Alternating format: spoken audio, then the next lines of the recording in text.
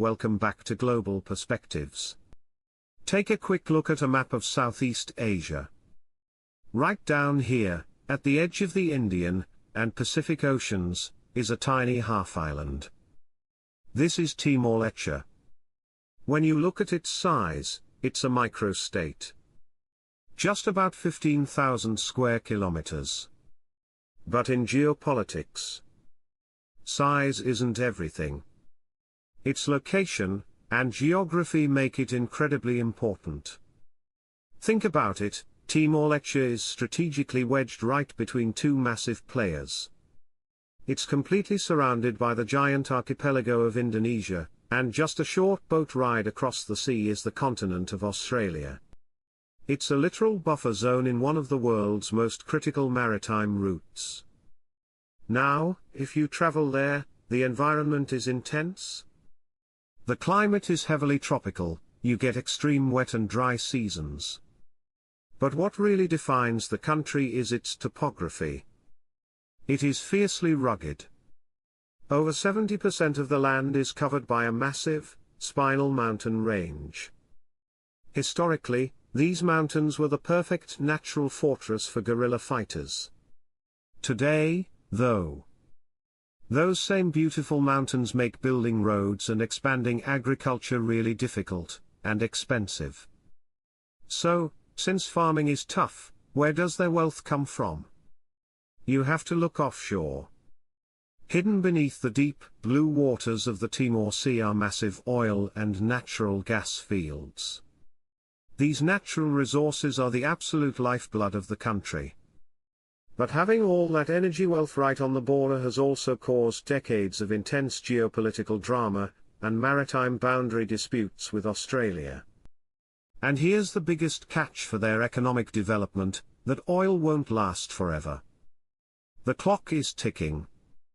The country is in a massive race to diversify its economy. They are trying to pivot toward organic coffee exports and ecotourism before the oil wells run dry.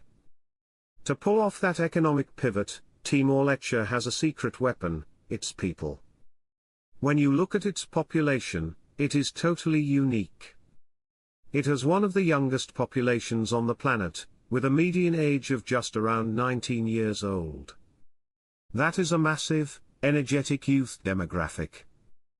The challenge now is developing those human resources. If the government can pour money into schools, universities, and healthcare, these kids will completely transform the country.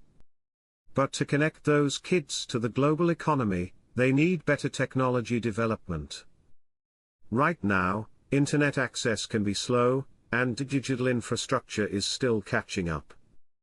Building underwater fiber optic cables and bringing fast internet to the mountains is a huge priority right now.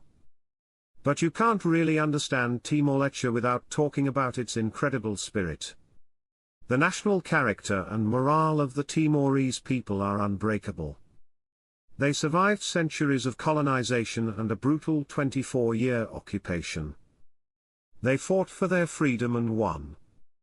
Because of that, their guiding ideology is all about protecting their hard-won sovereignty, valuing human rights, and building a free society. Today, their political structure is a really vibrant democracy, still led by the charismatic, legendary heroes who fought in the resistance. Now, being a small country of just 1.3 million people, what about their military preparedness? Well, they're realists.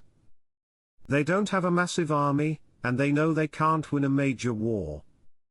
Instead, their ultimate defense strategy is diplomacy. They are actively pushing to become a full member of ASEAN. Joining that massive economic bloc is their ultimate geopolitical shield. Timor-Leste might be small, but it has a giant spirit. It's a masterclass in how tiny nations play the grand geopolitical